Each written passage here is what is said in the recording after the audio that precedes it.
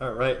Welcome back to the Have Not Room. I'm joined here as always by Chad and Brian, and this week we have a special guest joining us today.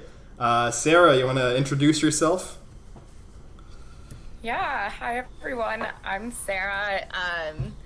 I'm here because I'm really, really good friends with Claire, current house guest on Big Brother 23. But I'm also really into live reality games. I've played several, and been a huge Survivor fan my whole life. This is my first time watching a full season of Big Brother though, and I've already watched more hours than I would spend on a whole season of Survivor probably. So I've been very deep in the live feeds for the past week. That's great. Definitely a good season so far to be jumping in, and we're glad to have you to give some insight on Claire, who I think is playing a pretty solid game so far. So yeah, I guess we can start with that. You could explain how you met Claire and your relationship and how you expect her to kind of play this season. Yeah, I met Claire in college. She was a friend from college. We were in the same sorority. Um, became really close, I would say, senior year and post college. So I mean, she's just an absolute riot. Like we actually became close when we were living in the house together, and we both would watch Survivor together and other reality shows. So I mean, she just like we. I have so many videos of her on my phone, like with us practicing our audition tapes for Survivor. And this was actually her first time applying to Big Brother, and it obviously went really well. So really stoked for her about that. But going into the game, like we spent a lot of time. I mean, her and her roommate spent, just months binge watching. Like once she got started with the casting process, just binge watching. She had already seen all of Big Brother, but watching again, getting deep into the strategy books, making her, 80-page manual of Big Brother strategy. Um, and when she told me that she was going in the casting process and it was going pretty well, we got just super, super excited and started talking about her strategy. And she, from the start, said that she was going to target, the jocks. Has just doesn't really get along that well with men, I would say, like from as long as I've known her. just she has a short fuse, I would say, for bullshit, which she's really kept under wraps so far. I've been really like glad to see that. But like she said in her intro for Big Brother, she's a super opinionated person, really strong, talks loudly, just a very dominating presence. She's 6'1", so just a very dominating person in personality. So I think she was really worried about coming out too strong and putting people off, because I think she can be one of those people that's kind of polarizing. Like people either are really drawn to her energy or really like turned off by it.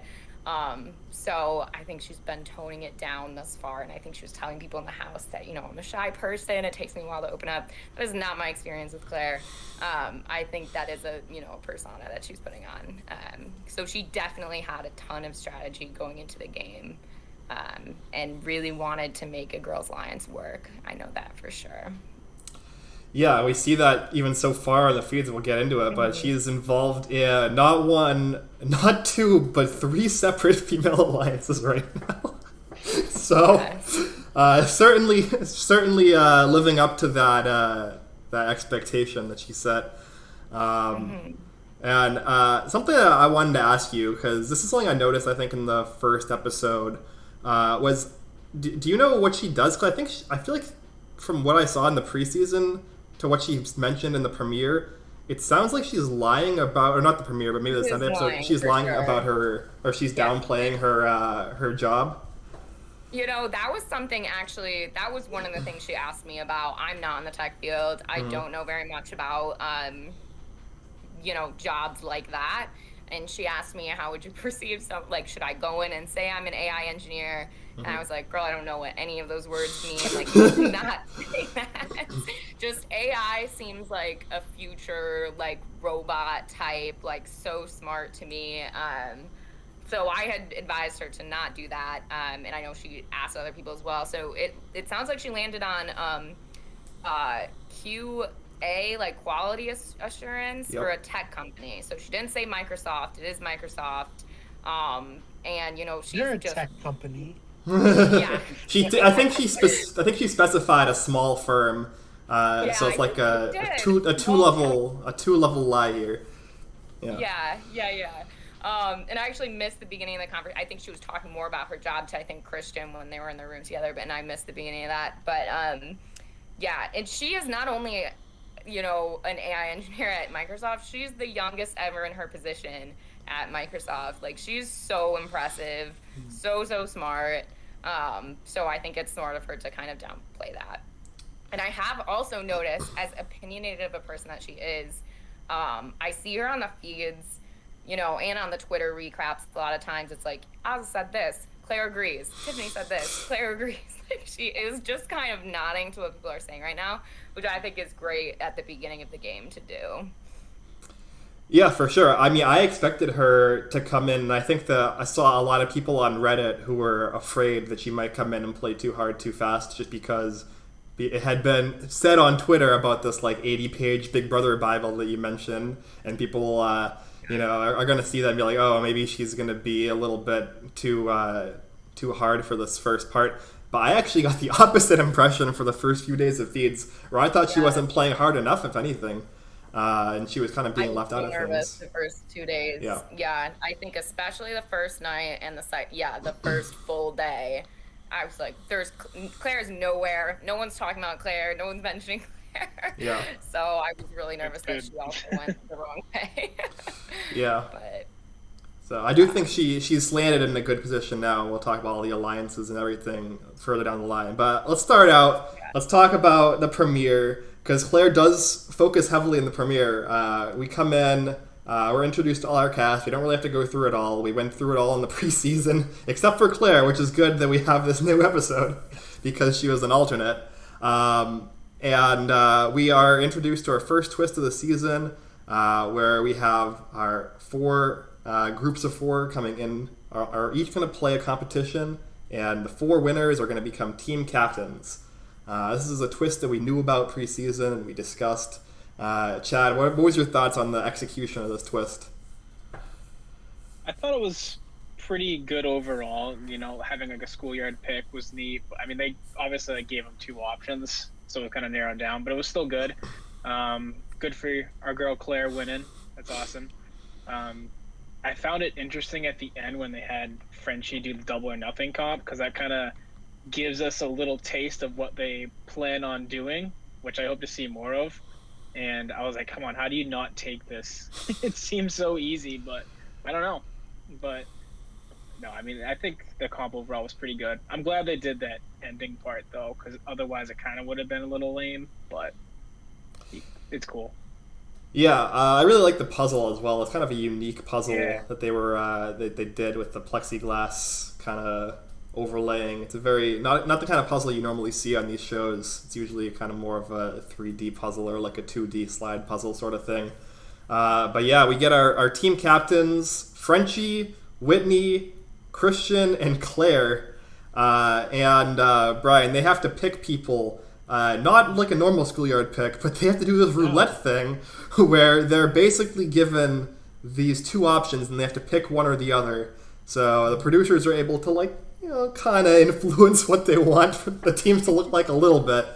Do you prefer that to a schoolyard pick straight up, or what were your thoughts on that? Yeah, I do. I think it added to some interesting dynamics, especially as someone who probably has been picked last in the schoolyard picks several times in his life. I think it was funny for someone like Travis to have to experience that, and it really put him on his back foot. I'm not sure if he's actually been able to recover from that for this entire week, so that was interesting.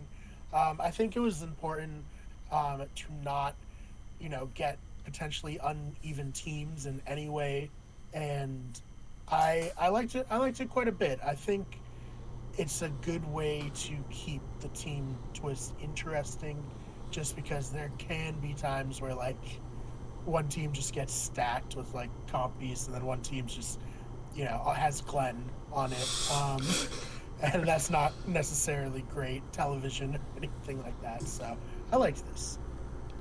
Yeah, I thought it was an interesting way to do it, to try to keep the teams like somewhat balanced. Sarah, do you have any thoughts on the team picking process and the team twist overall, or like maybe even Claire's specific picks?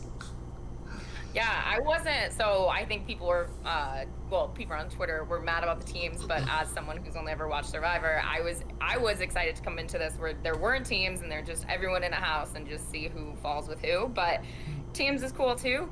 I think, yeah, everyone made. I think every single person when they went up and picked between two people, you could kind of guess who they were going to pick between the two people. I don't think it was very. There was no suspense there. And I do think it made it so because they only picked between two people. I think the teams are less tight than they would have been had like someone been like, oh, you were my first pick of everyone. Those two people might be more tight than how it ended up. So I'm curious to see how much teams will play into it. It seems like half the cast is kind of thinking about their team more tightly than the other half. So we'll see how it goes.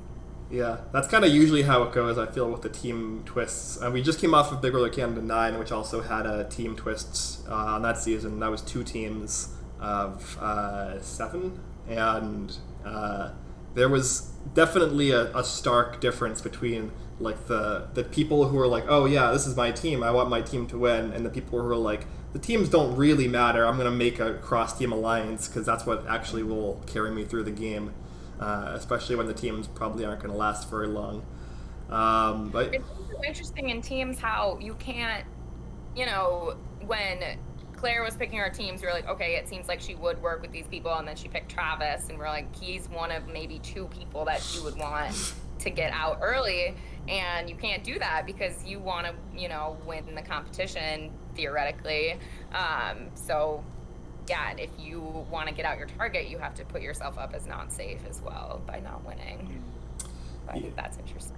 Yeah, that's kind of a difference between Survivor and Big Brother with teams, where on Survivor, when you have a team, you're usually voting people out from your team, whereas on Big Brother, it's the opposite, where you have your team, and usually if somebody on your team is safe, that means the whole team can't be nominated.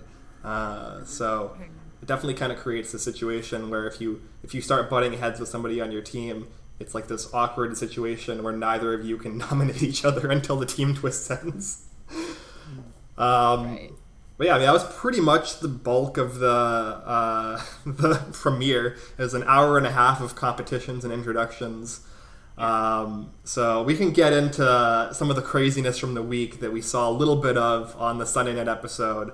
And all of this craziness, for the most part, is being stemmed from our first HoH Frenchie, who is not necessarily doing the what I would call the best job at being the first HoH.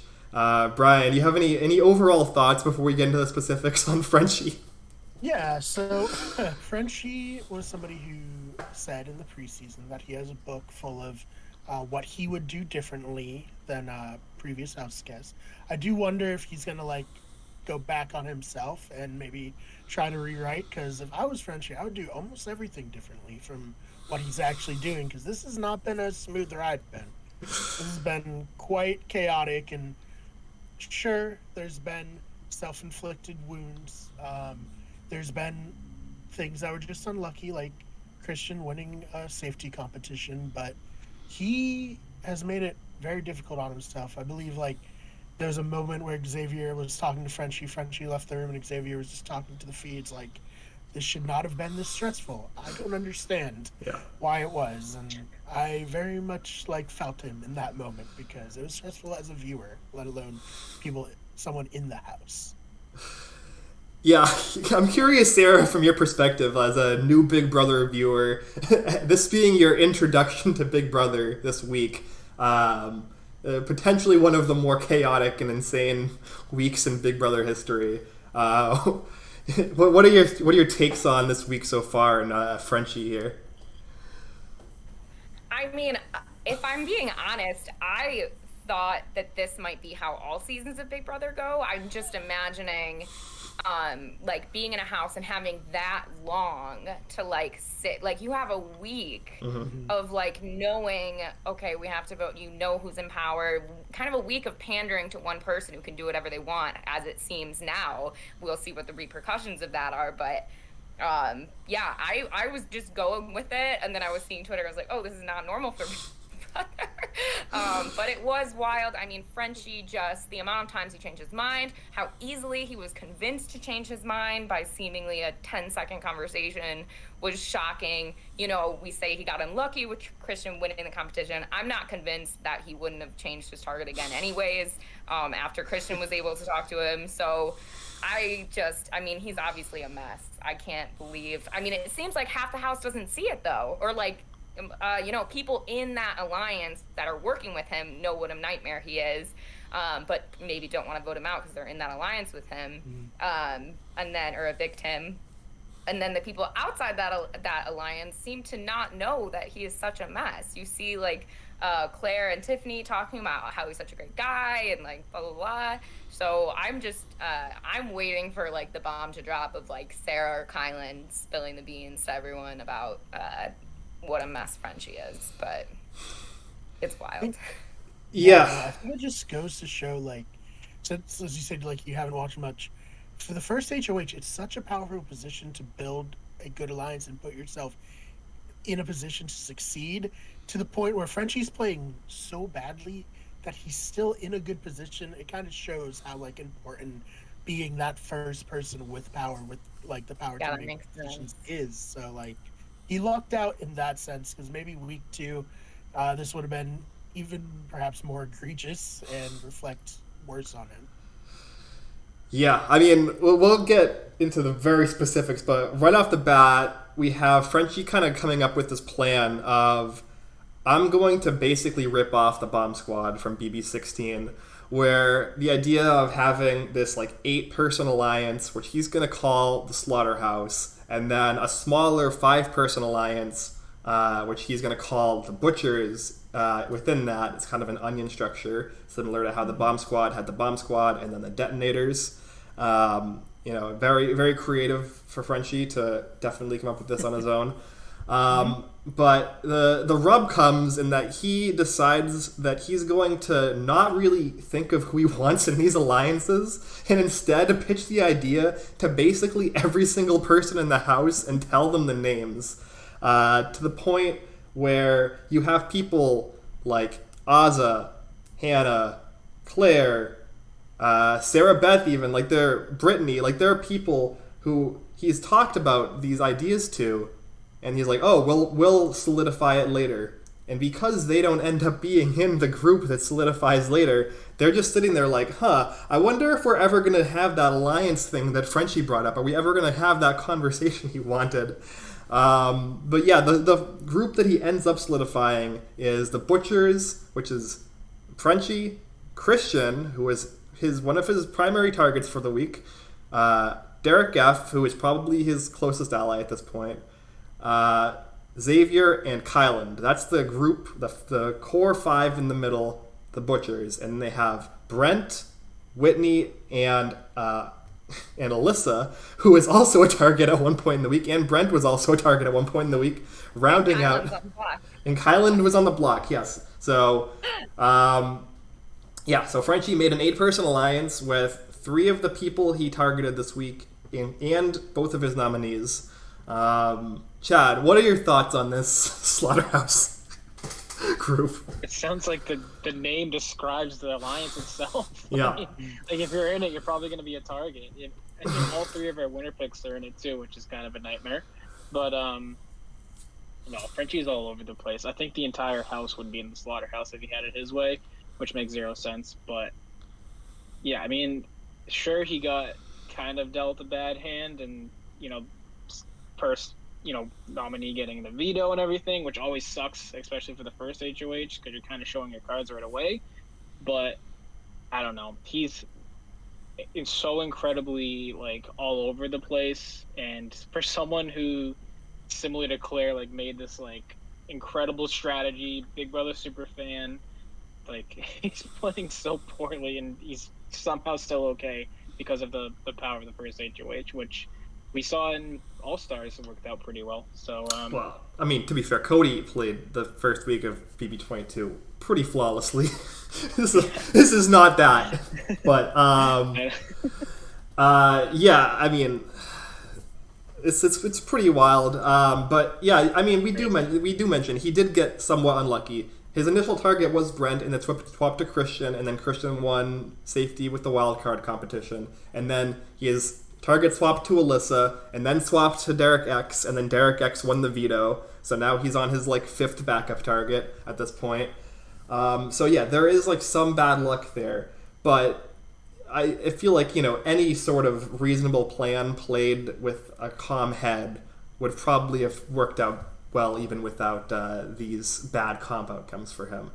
But yeah, so we kind of get a slight introduction to his plans in the Sunday Night episode, but very little, just because there's about 48 hours of Frenchie content that they had to pare down to 1 hour. But we eventually see by the end of the episode that his target's going to land on Alyssa because she may or may not get into a showmance with Christian. Sarah, what are your thoughts on that? On this logic, or this non-logic, or line of manufactured reasoning? Did you say Sarah? Yeah. Okay. Sorry, I'm trying not to laugh. I mean, that reasoning, you know, obviously is extremely flawed. You shouldn't blame a woman for a man's interest in her romantically. However, I will say he's not wrong about the numbers. If you know two people are aligned and you know you just targeted one of them, it's a pretty good assumption that they might come after you next week. So getting their closest ally, even if they're not in a showmance, seems like a pretty good plan, especially when you already had 4 targets that you went through that didn't work out.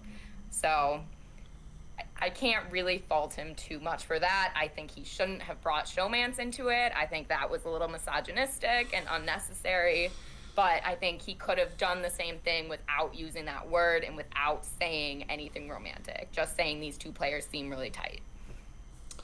Yeah, for sure. I think that a lot of this is kind of stemming from a conversation that I don't think was on the episode, which ends up being from Kyland. So this like very poor game of telephone that has happened throughout this week, I think you could pretty much draw back to a conversation that happened between primarily Kyland, Travis, and Derek X in the upstairs lounge, where they were ranting and talking about the people in the house they would target, that they want Frenchie to target. They all 3 said that they didn't particularly like Whitney.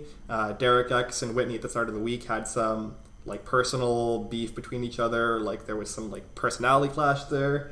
At a certain point, they kind of come to the realization that the only realistic target outside of the 3 of them for Frenchie, based on what he's been saying about not wanting a person of color or a woman to go first, would be Brent. So they discuss that. They discuss potentially pitching that to Frenchie. Cut to a later conversation alone with Kyland and Frenchie, where for some reason Kyland decides to basically rat out this entire conversation and throw Derek X and Travis under the bus. This is basically where this kind of conversation began. And I think Christian was like loosely involved in this as well. So this is where like Frenchie got into his head that this was like a group or an alliance that was forming, and he was okay with it at first because he also was targeting Brent. But after his 10-minute conversation with Brent, they became best friends forever, and he changed his target pretty quickly and used the ammunition that Kylan gave him to extrapolate all of these completely insane things. But yeah, with that being put in place, Brian, what were your thoughts on Frenchie's eventual nominations? After all of this was said and done, after he started targeting Brent, he changed his mind, started targeting Christian. Christian won the safety, and he eventually lands on the nominations of Kyland and Alyssa. I mean, I don't like it, obviously, because it's his alliance members, and I think, like, in any social strategy game, you need to gain trust by giving trust, and, you know, in it's hard for me, like, if I was in their position, for this guy to be like, yo, I got you, we're tight, I'm gonna put you on the block, but don't worry. Like, I mean, anything can happen. He's not the one choosing who leaves. So, and, it's a random draw for veto. Someone could win the veto. That's like not advantageous for you. And then you're just stuck on the block and you're fighting for votes and you're supposedly, part of this guy's alliance. So I think it's bad from just a strictly game perspective. Say nothing of his earlier, I would never target a person of color. I would never target a woman.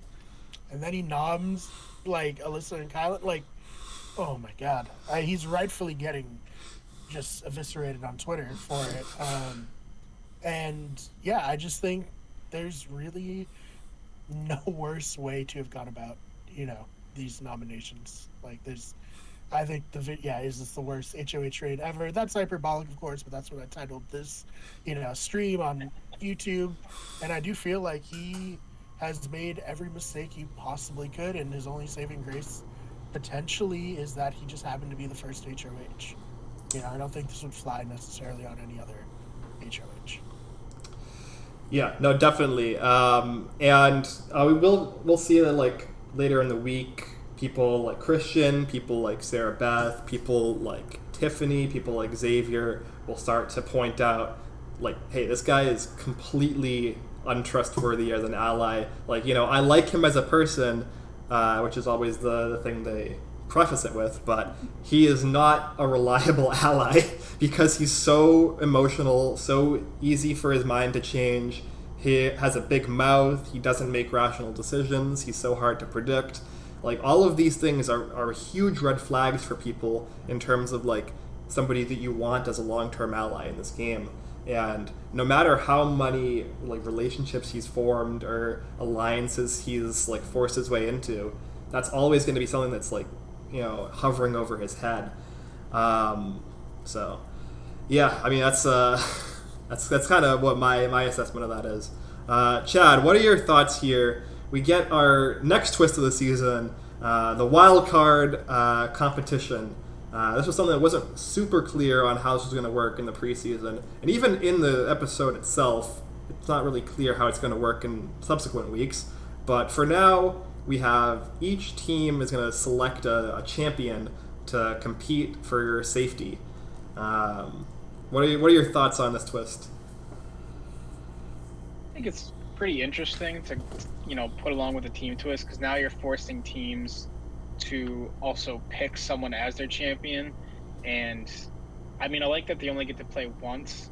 I think that kind of takes the breath out of the room, though, because it's like, okay, now if some person goes, they can't compete again, so it's easy to just narrow it down, especially because they get to also pick people who can be safe. In addition, they can pick 1, 2, or 3. So I think it's useful it kind of brings the teams a little closer together. It kind of forces that, because now they have to decide, okay, who's likely to be nom this week, who's in danger, and then they can go off of that. It's also could be used in a different way, because what if you're not too aligned with your team and you're like, hey, I don't want this guy to win, so I'll play the competition, win, and then not pick you, but then you gotta get lucky with the spin too. But I don't know, I think it adds a real interesting spice to the mix, and I like it for the most part. Yeah, I think it's my understanding from the preseason was how this would work. It would be a team competition and the entire team would be safe. So definitely compared to that, I prefer the way that this worked out. We have Christian, Kylan, and Hannah being the ones who end up competing. Christian and Kylan were selected, and Hannah was chosen by random draw because their team could not come to a consensus. And we have Christian winning his second competition of the season, which is, definitely, it saved him because at that point in the week he was a target, but definitely putting a target on his back for future competition as a future competition right here. and he selects Xavier to also be safe. So now this could definitely be shown as an example of kind of Frenchie being a little bit screwed in terms of people being safe, because he's like, oh, I'm not going to nominate a woman, cut to half of the men being immune for the week. So yeah, it's still kind of, you shouldn't be cutting checks that you can't cash on day 2 still, but definitely a little bit unfortunate that's what happened for him. Well, and I think the only reason that Xavier was chosen for safety was because Frenchie had said all that. So really dug his own hole there. Yeah. One of the reasons that Christian was selected to play was because I believe Sarah Beth told them, like, hey, Frenchie's come up to all of the women and said he's not going to target a woman, so I think that one of the 2 men should play, and probably should be Christian. So definitely shot himself in the foot a little bit there. And then, so we get to the point where he now has to make his nominations. He nominates Kylan and Alyssa, and now we're headed into our veto competition, which I believe was some sort of weird, like, puzzle thing, like reverse funnel. I don't know. The way they were describing it was very hard to follow, so I guess we'll see tomorrow night. But the veto draw... we immediately come back from the veto draw, and Frenchie is alone with his head in his hands, like, oh, it's the worst possible draw ever.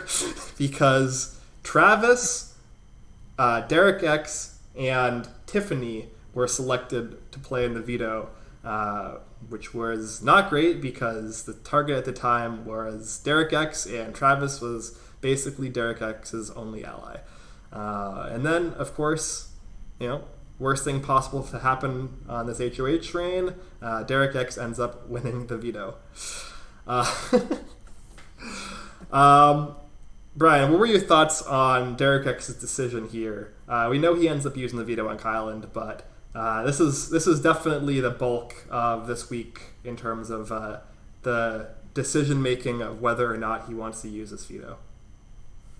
Yeah, so I mean, Derek X is in an unfortunate position.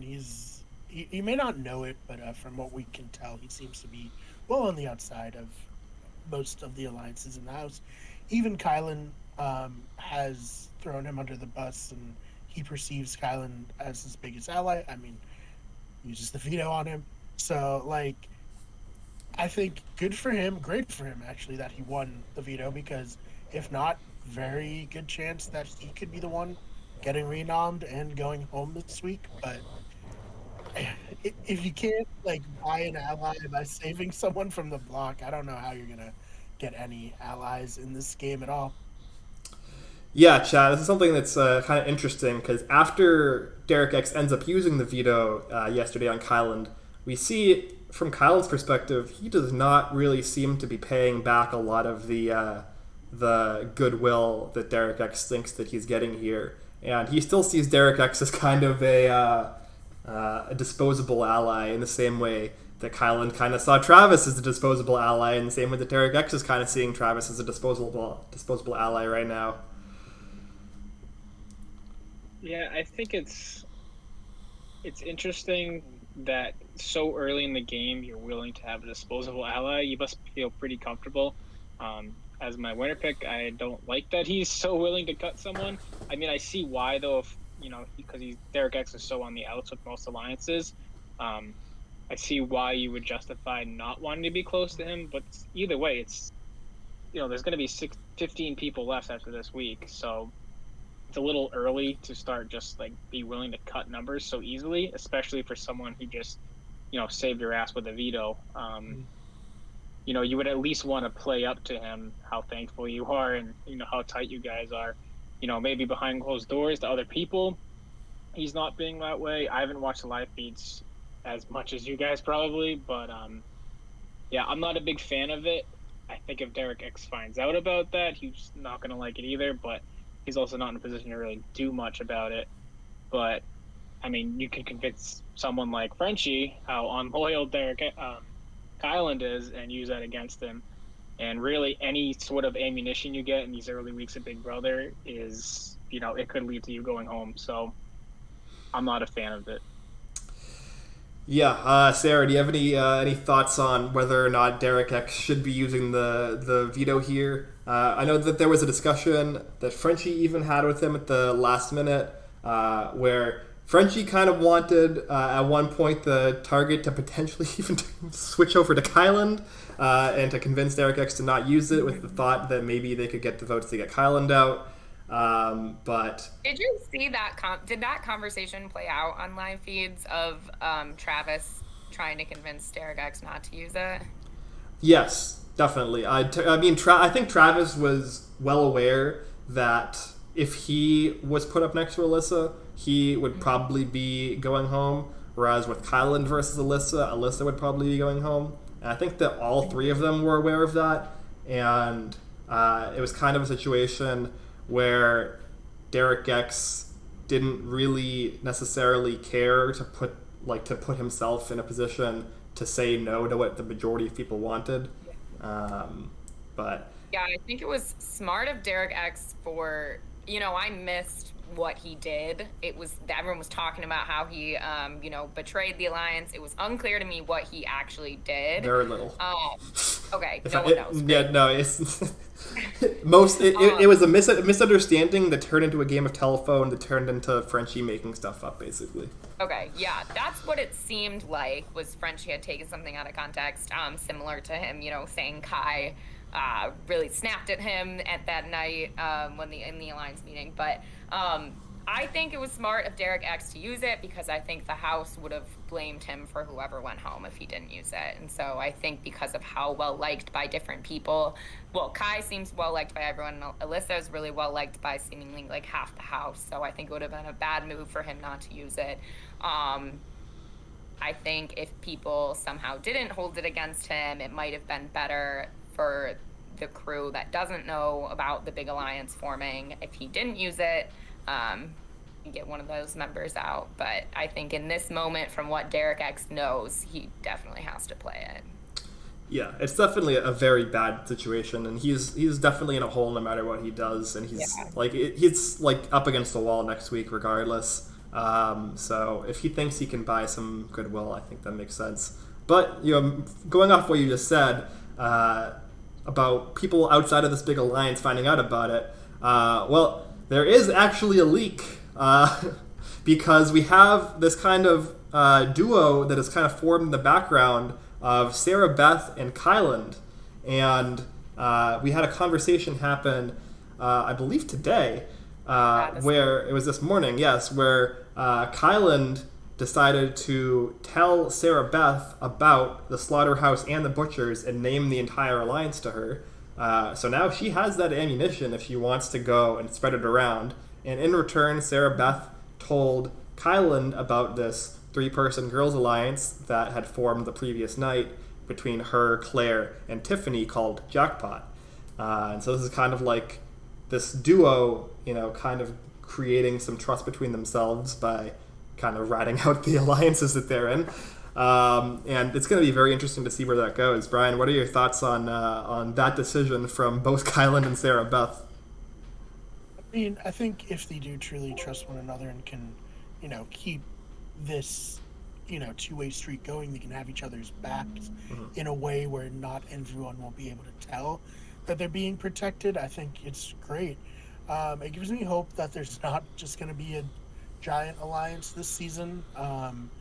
If people are, we have the teams, we have some tertiary alliances outside of the big alliance, but anything that kind of gets people, I guess, being more self-interested would be the best way to put it. I'm down for it, and I'm really excited because I like we said, I was a little worried that Sarah was not going to be able to find her footing, just kind of being a very nerdy girl that's not always when you go into a house full of mostly very good looking, socially confident people, it's not always a recipe for success. So I mean, this is great for her and for Kai.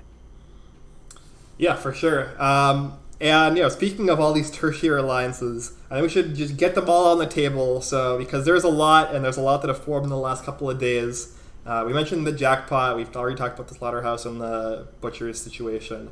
But we also have the initial all-girls alliance that was formed a couple nights back, which I think is either called the Sirens or the Kingslayers. I don't know if they've actually solidified on which name they're using, but that is... Both good names, though. Yeah, both very good names. I love the Sirens. I need agree. to explain, like, I'm wondering if Claire hasn't explained, because it didn't seem like Brittany knew what a siren was from Greek mythology, and she said, keeping it, saying something about making some noise.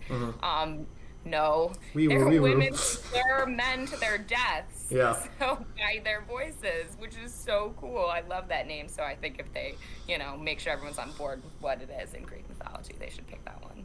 Yeah. I think it is Sirens, judging by this table I'm looking at. Yeah, I mean, yeah.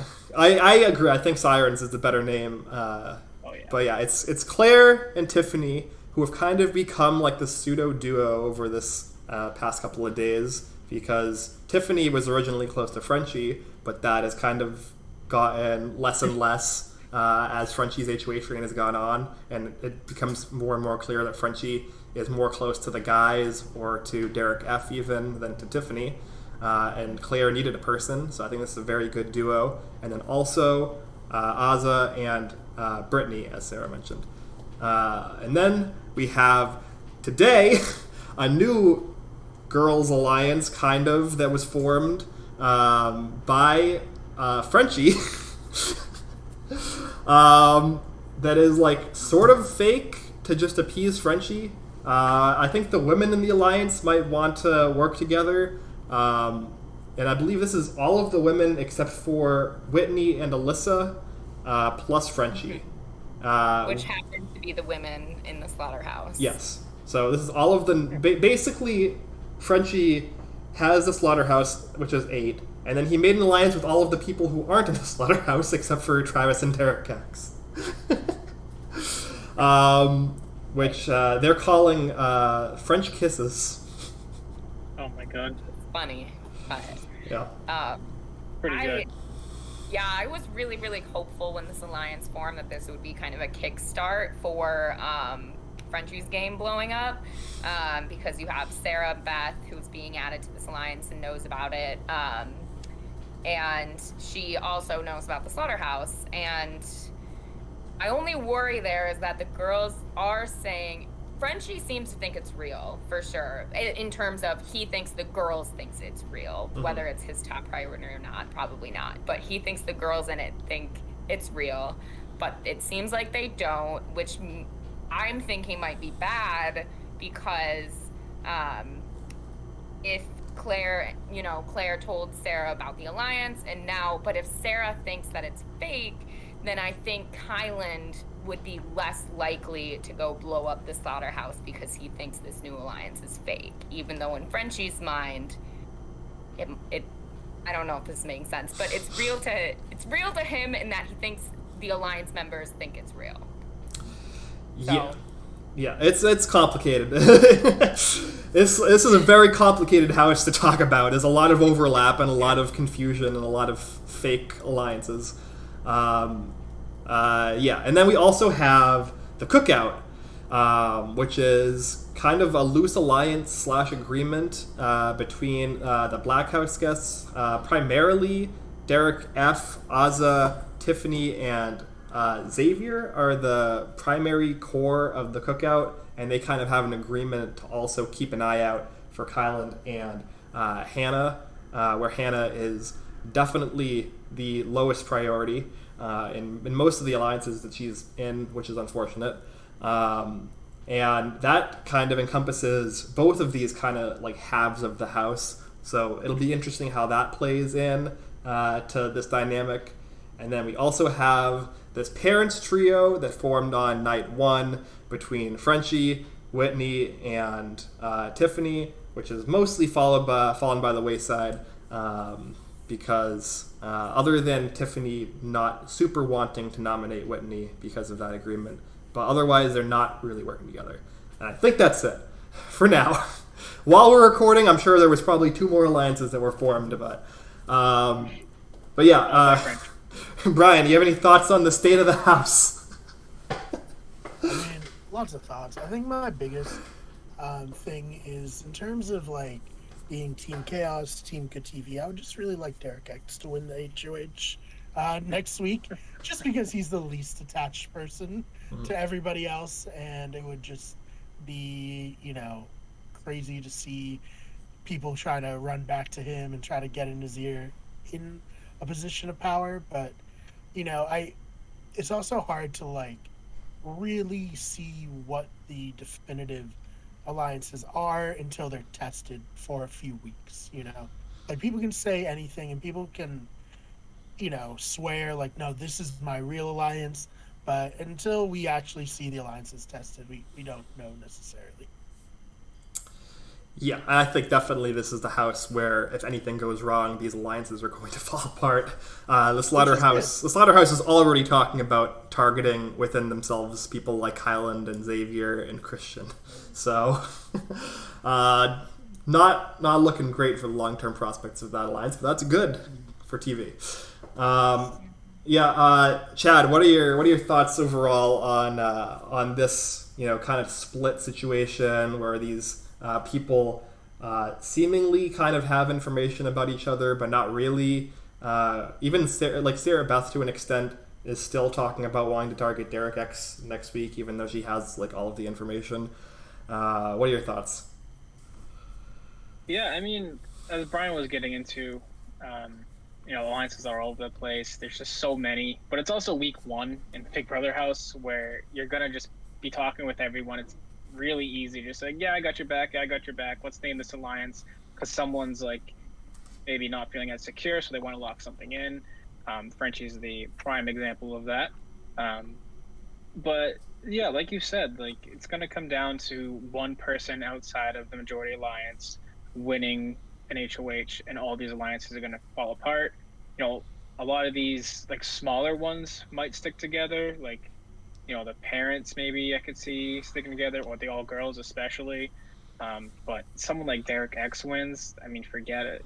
Or imagine if like Sarah Beth wins, like who knows what she'd do. I mean, she'll probably target meatheads, but still, all it's going to take is one like out of the blue HOH, or someone who you don't think's going to win these early comps, because there's just so many big, strong competitors in the beginning. But it's going to be fun to see it fall apart in like 3 weeks. Yeah, Sarah, who's your number one pick for who you want to win week 2 HOH for the maximum chaos? For maximum chaos? Or for not even maximum chaos, but who do you want to win the second HOH? I would love to see like Tiffany or Azza win the second HOH. I think that would make people start telling them more information, and I think it would blow stuff up a little bit.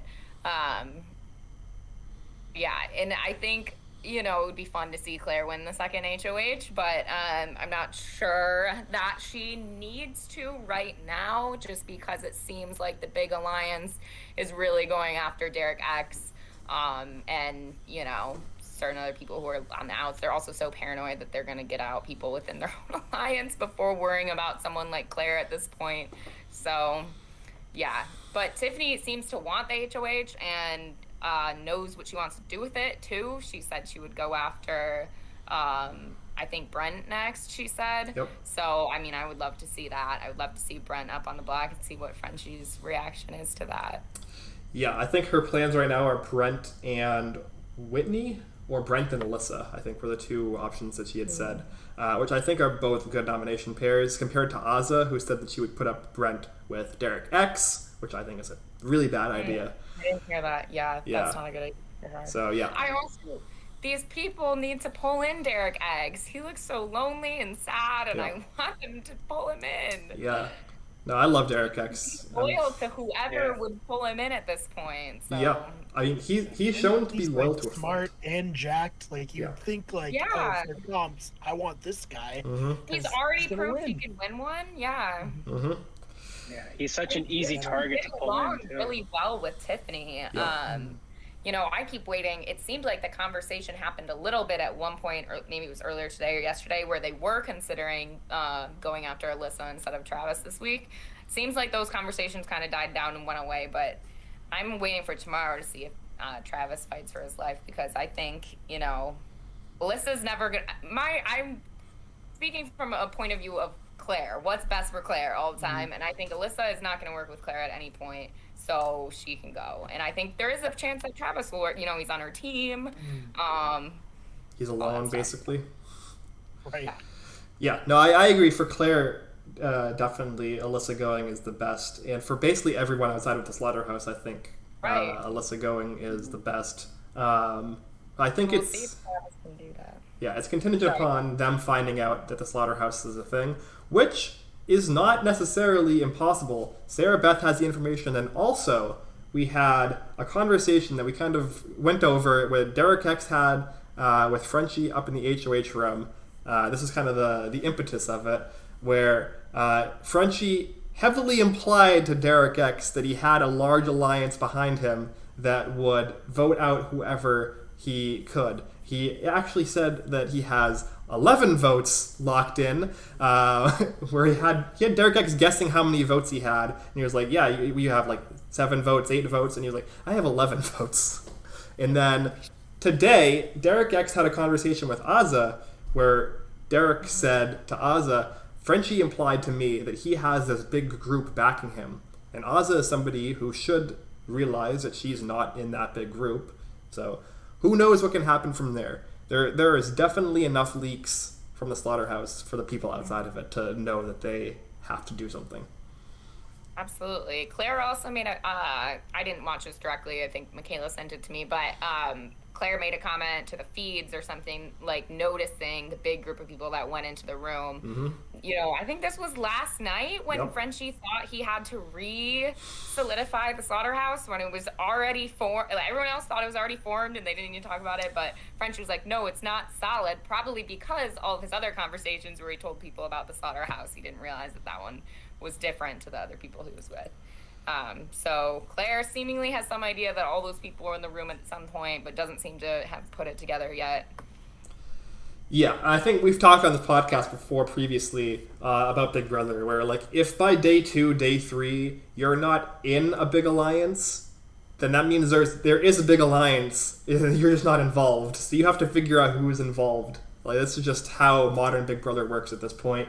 And so I would hope that people like Claire and Tiffany, who are super fans, will notice that there's a large group that they're not a part of, and they have to do something about it. And I do think that they both have a good plan. They both are going to gun for the HoH. Claire said that if it comes down to the two of them, that she'll throw it to Tiffany, and they both do want to target Brett, who I do think is probably one of the better people for them to target. So, yeah, so that's kind of where we're at there. Brian, do you have anything else about this week so far you wanted to talk about in specifics? You want to dive into any of these crazy conversations that happened in more detail? Because there was a lot of them. A lot of 5 a.m. conversations. Yeah, I wasn't necessarily up for all the 5 a.m. conversations, but I certainly read about them on Twitter the next day. Not really. I just obviously want to thank you, Sarah, so much for coming on. And I can't imagine how surreal this is to watch your friends on Big Brother and like watch the live feeds and stuff. So, yeah, really cool that you came on and doing the show.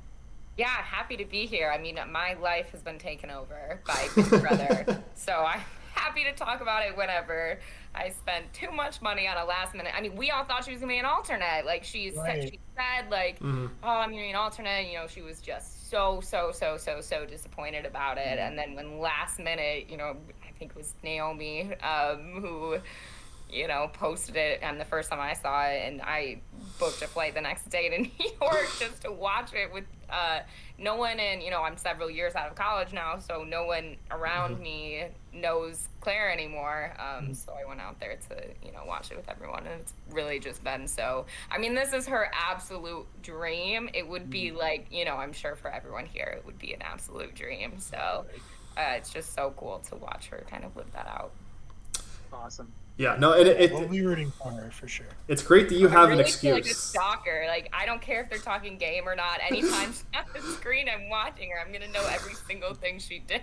And I almost to the detriment of I'm not I don't know as much about the other cameras because I'm always on the camera with Claire. But it is fun.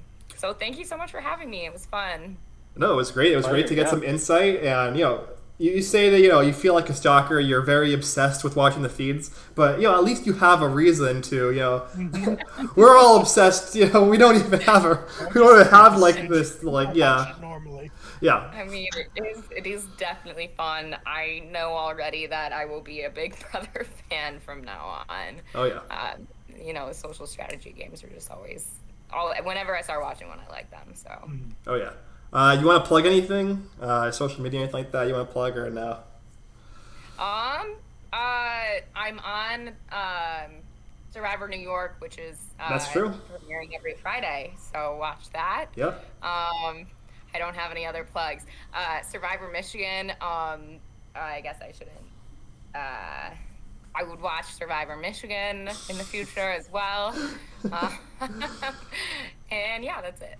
Yeah, no, Survivor New York Season 4 has been really fun. Brian and I are Survivor New York veterans, and I was actually just on... When are you going to get on there? What season? We're both Season 1. Yes. Nice. And I was actually just on the live reality games coverage with Naomi and Chris in Dresden last night. I watched the beginning of that. Yeah, and that was a lot of fun. I'm very much enjoying the season, and I can't wait to see the rest of it. So definitely check that out if you're a social strategy fan.